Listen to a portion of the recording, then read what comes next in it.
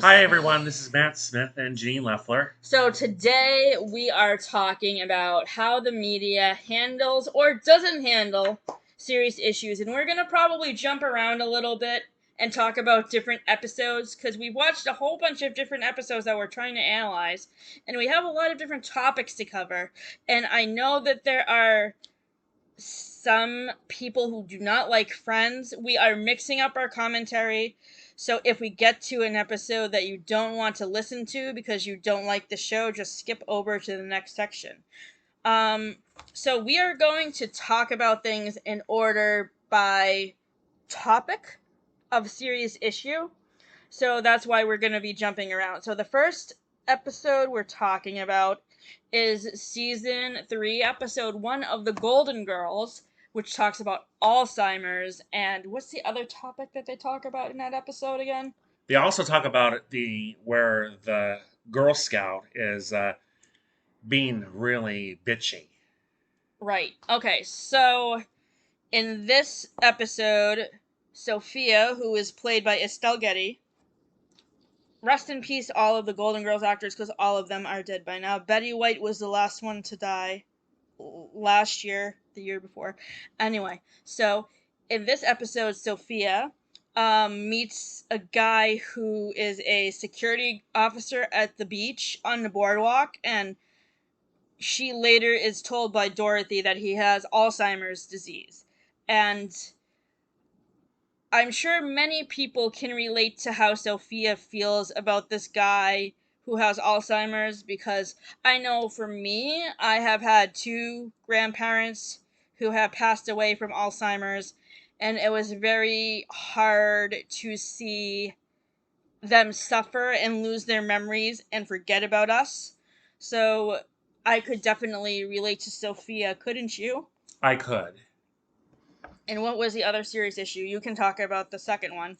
Now, the second part of this episode, of the season premiere of season 3 of Golden Girls, there is this Girl Scout named Daisy who looks like it's a good fit for helping out with Rose. But it turns out that she was really asking for a raise and she was really trying to be this kind of bossy girl who wanted some support, but it really turned out it was really she was really being a brat.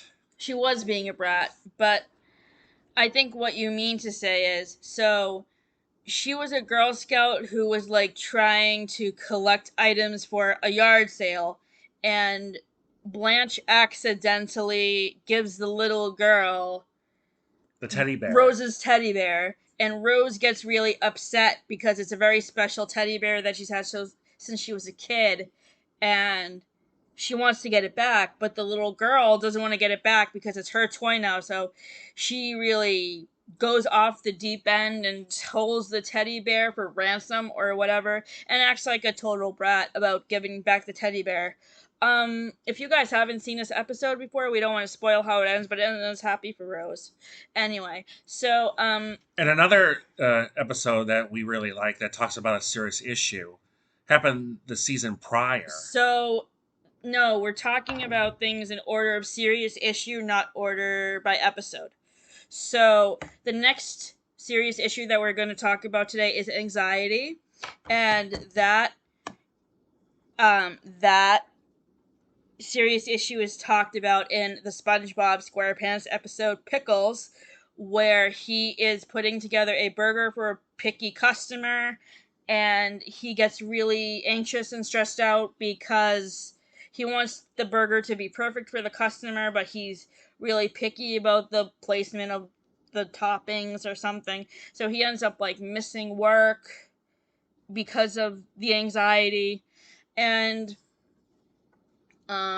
I definitely can relate to SpongeBob because I have anxiety and sometimes I have trouble managing it, and I have trouble managing my stress and my emotions, and like this has been really prominent like when I was in Sohegan Valley Chorus and we were auditioning for solos. I was always nervous about getting solos because I was always in competition with other people who were trying out for solos who were better than me, and I was worried about not getting them. Same thing with play auditions too. Like, I deal with a lot of anxiety, and I've learned how to better manage it over time, and it's not so bad anymore. You can have anxiety either just by what you're thinking about, or it can be like a serious kind of illness and you can feel it inside your body.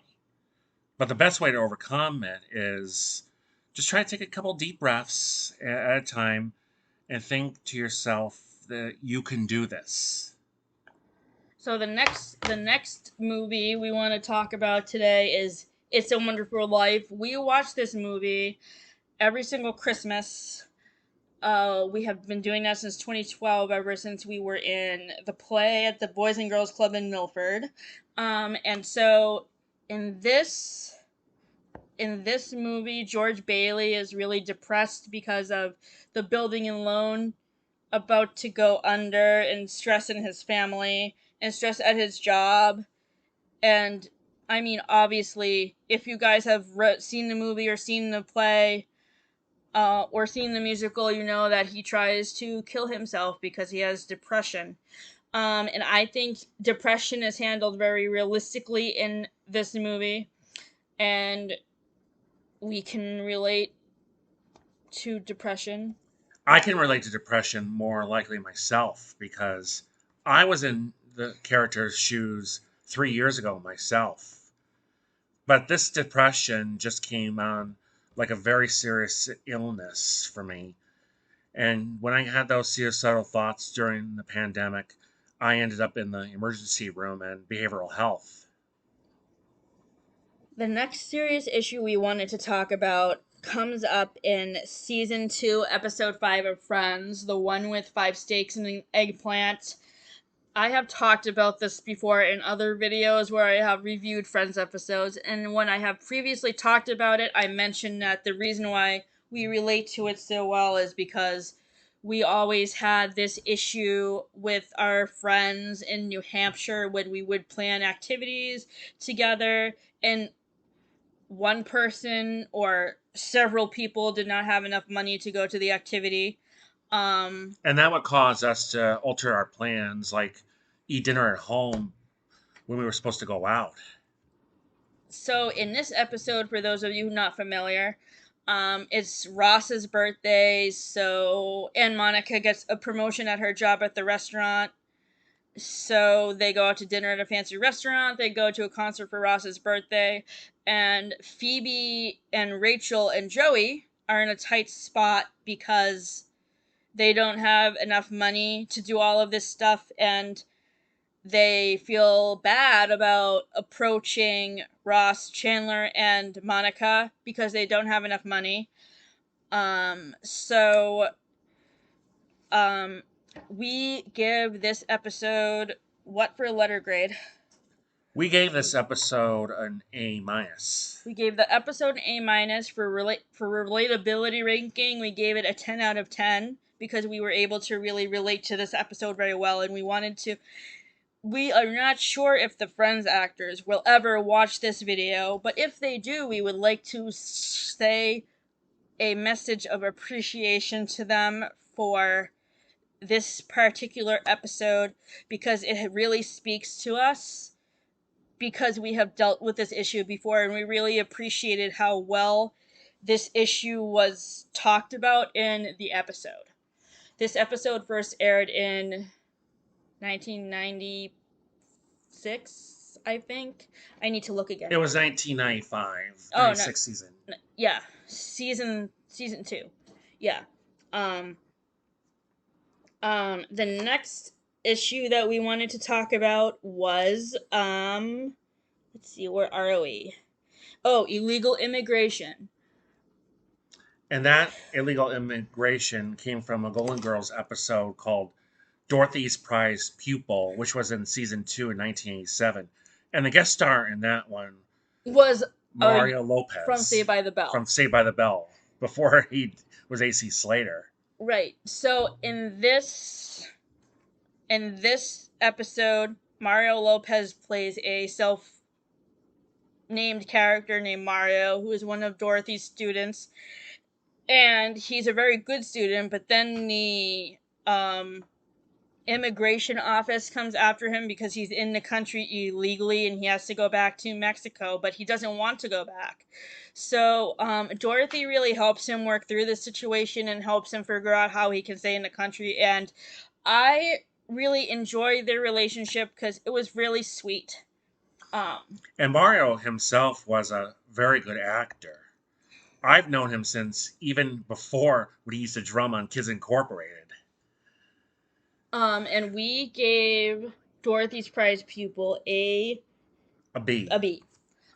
So the next episode that we want to talk about, and it will move into other things too, is Squirrel Jokes from SpongeBob. In this episode, SpongeBob is doing a comedy routine and he tells a very offensive joke about his friend Sandy the squirrel. And this has a ripple effect on the rest of the townspeople because they make fun of Sandy for being a squirrel. And SpongeBob doesn't really know. He's not aware at first that he has hurt Sandy's feelings. And he learns a huge lesson about respecting other people in the end. So we gave this episode a B. A B. One movie that deals with racism that we have previously watched is West Side Story. We've also seen the play a couple of times. West Side Story has been one of my favorite musicals. The movie was recently remade and directed by Steven Spielberg. I thought the revised version of the movie has equal caliber to the original version that came out in the 1960s. We gave the revised version of West Side Story an A, and how this movie deals with racism, as people know, is there are two groups of gangs, the Sharks and the Jets, and the two romantic leads are in the fighting gangs. Tony is a Jet, and Maria is a Shark. And I'm sure many of you have seen West Side Story, so you probably know how it ends, so I'm not going to tell people how it ends because you've probably all either seen the movie or seen the play. We gave West Side Story an A. Another movie that we just finished watching that deals with racism is Freedom Riders. Freedom Riders came out in 2007, and it stars Hilary Swank, who plays a high school English teacher named Erin Grinnell, who worked at Woodrow Wilson High School in Long Beach, California in the 1990s. And racism is dealt with pretty well in this movie, I would think, because she works the racism into her lesson plans and has her students write about their experiences, and then at the end of the movie they turn their experiences into a book, which actually is a real book that you can actually get at the library or buy at the bookstore. It's called the Freedom Riders Diaries, and that book was published, I think, in 1999. So I'm definitely going to be reading that book. You guys should read it too if you guys have never seen Freedom Riders. We highly recommend it. We just watched it a couple of hours ago, and you gave it a B minus. I did. And I gave it a B plus. This movie almost is the same concept as The Ron Clark Story, which starred Matthew Perry as a teacher. So yes, exactly. Matthew Perry was in the. So the Ron Clark Story came out the year before Freedom Riders, and it's very similar. Although instead of being set in California, it's set in New York. And yes, racism is another topic that's talked about a lot in this movie. And then there are other issues like abusive families and, well, And gang members. and gang violence. Yeah. So, my favorite scene in the Freedom Riders movie is probably the one where um, where they're talking about like what goals they have for the new school year at the beginning of their sophomore year and like what they're most proud of. I thought that was a really great scene. And then there was another scene that I liked where they get a Holocaust survivor to come speak at their school, and that actually brought me back to my own schooling experience, because when I was in 7th grade at Amherst Middle School, um we had a Holocaust survivor come to our school to talk to us, and I actually, after all of this time, still have her book on my bookshelf, which I'm actually planning to read again because I haven't read it in a long time. The book was called Alicia My Story. So if any of you other people out there who went to school with me still have your copy and have read it, we should talk about this book again because I think it will be fun for us to talk about. Um, and then in the Ron Clark story, I have two favorite scenes. One scene is the one where Mr. Clark goes to comfort his student who is thrown out of his house. And the second scene is the president's rap. Because the president's rap also makes me remember something that harkens back to my school days. When I was in 6th grade for a project for my English class, I wrote a parts of speech rap, and that was a fun project. And just for fun, who knows, I might write another rap song. That might be another video some other time. And we gave the Ron Clark story a B plus. We did. Okay. So the next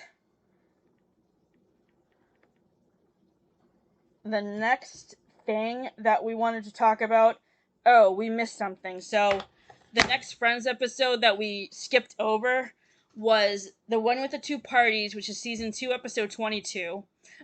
This is the episode where they have two birthday parties for Rachel because her parents are getting a divorce. They have one party at Monica's apartment and one party at Chandler and Joey's. And if I could pick one party to be at, sorry, no offense to Monica, but I would pick Chandler and Joey's because it looked like they were having a lot more fun. And like, Monica is too strict with her rules. And like, I kind of used to be like that too when I used to plan events for my friends when I lived in New Hampshire. But I can see why that would A, annoy people, and B, make people not want to be at the party. So, yeah, That's why that we that that are. that is one of my least favorite Monica episodes. One of my other least favorite Monica episode is the one with Phoebe's wedding, where she's organizing Phoebe's wedding, and that's when also her organization skills are like out of control and all over the place, and she's just annoying. And those are the only two episodes where I do not like Monica. The rest of the time, I think she's a great character.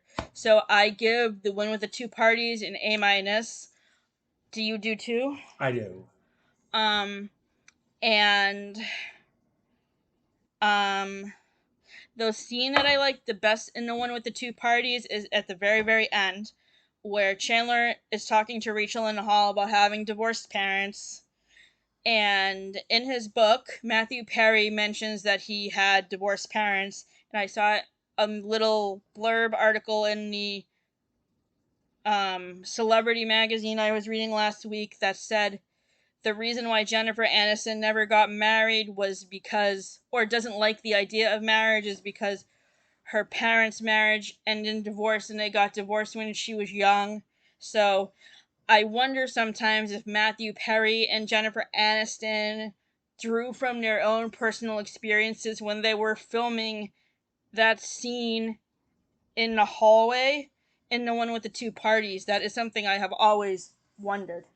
And finally, we are down to two more things. The last Friends episode that we wanted to talk about is called The one with Russ. The Run with Russ, and this episode, and one plot line in this episode that is a serious issue is substance use disorder. In this episode, Monica dates a guy named Fun Bobby, and he's referred to as Fun Bobby because he's only fun when he drinks. And I don't like how that is handled at all. Like, I think they kind of make fun of the fact that he's an alcoholic, and when he leaves the coffee house after the scene where he's talking about the hardware stores not being open late at night, Chandler says ridiculously dull Bobby because they think he's boring without being drunk. And I just feel like if Friends was remade today or there was a spin-off, I feel like because of what happened with Matthew Perry's substance use disorder, that would be handled much better than it was. And then the second serious issue that's talked about in this episode is Ross's homophobia, because in this episode, Carol and Susan come over to Monica and Rachel's apartment so Ross can babysit Ben, and Ben has a Barbie doll, and he gets upset that Ben is playing with the Barbie doll, and he like obsesses over it and makes a big deal about Ben having a Barbie. And I'm sure that episode would not fly today because Ross is just so rude about his son playing with a Barbie. I just don't think that episode would work at all. So we gave The Run with Russ a C because of the two plot lines I just talked about. And another movie that has the same thing topic with substance use disorder is Frank Sinatra starring in The Man with the Golden Arm. This movie came out in 1955, and we feel like we learned I learned a lot about substance use disorder by reading Matthew Perry's memoir, Friends, Lovers, and the Big Terrible Thing. When I watched this movie, it solidified what I learned about some substance use disorder and how it can affect the other person's family. So yeah, that's what I really liked about this movie. It was a good educational tool for us to learn about substance use disorder because we don't really know anybody who has substance use disorder. I mean, my grandmother used to. But we don't know anybody right now who has substance use disorder. And the one other thing I hated about this movie was the fact that his wife was pretending that she was sick when she wasn't sick. And she pretended to be in a wheelchair when she couldn't get around, but that really wasn't true. Exactly. And at the very end... We don't want to spoil the movie for people who haven't seen it, so don't talk about the ending. Okay, sorry. All right, we have one more subject to talk about. The last episode that we wanted to talk about is Suds from Spongebob Squarepants. This episode talks about self-diagnosis of illness. And in this episode, SpongeBob gets sick and he gets sent home from work. And he tells Patrick he can't hang out, and Patrick tries to get him to not go to the doctor because he doesn't think that he's sick, and he tries to like self-diagnose SpongeBob sicknesses, but Sandy makes him go to the doctor. What did you think of this episode? It was a very funny episode, but there's a couple points that I want to point out about self-diagnosis. First of all, if you do that yourself, then you're not often going to find out what you're really coming down with, and that can actually get you a lot of anxiety. That's what I learned when I was one time a hypochondriac during the COVID-19 pandemic. And secondly, you self-diagnose yourself pretending to be a doctor. Sandy was right. You could get arrested for that impersonation because it's the same thing with impersonating a cop. That can really backfire. So real doctors are the people you need to go to to see what you're really coming down with. And thankfully, G and I have done that, and we have conditions ourselves that we take care of very well. So, our next video will be coming out on October 8th. We will be reviewing movies that we watched in September. Our next video about serious issues will be out on November 2nd, and we will be talking about episodes from The Muppet Show, episodes from SpongeBob, and episodes from what other show are we talking I about? wanted to do some episodes on Sesame Street too. Well, doesn't that count as The Muppet Show? No, it's something else. That was a Jim Henson show, Gene. That's true. Okay, what Sesame Street episodes are we going to do? There's a couple of very common episodes where they had serious topics, like children not believing before Mr. Stuffleuppagus was revealed. And then also, what about where Zoe had her pet Rocco? Oh, That could yeah. be a good serious issue to talk about. But we're not going to spoil what the results were until the video. Yeah, because we still need to do the outline. But yes, we're we're very excited to talk about the the Muppet Show and Sesame Street because I have been made aware on more than one occasion that not everybody likes my friends' content, and we want to be able to appeal to everybody when we make these videos. So that's why we decided to talk about more than just Friends, even in today's video. Today we talked about SpongeBob, we talked about the Golden Girls, we talked about Friends, and we talked about various films. So we hope that you enjoyed something that we talked about in this video today. Is there a serious issue that you think that we missed talking about, or that you would like to see us talk about in our next video? Or is there another TV show that we are not aware of that we might want to check out? Please, if you can recommend us anything, leave us a comment. Leave us a comment also if you have seen any of these other TV episodes or movies and you want to agree or disagree with our opinions. Please be respectful in your comments. And also, we would be interested to know if you have had an inspirational teacher like the two teachers in the Ron Clark story in Freedom Riders, and we would like to hear about your experiences and what you learned from these teachers and how they inspired you to be a better person. So we look forward to these discussions in the comments. Please keep them respectful. Have a great night. And be safe and have a terrific fall.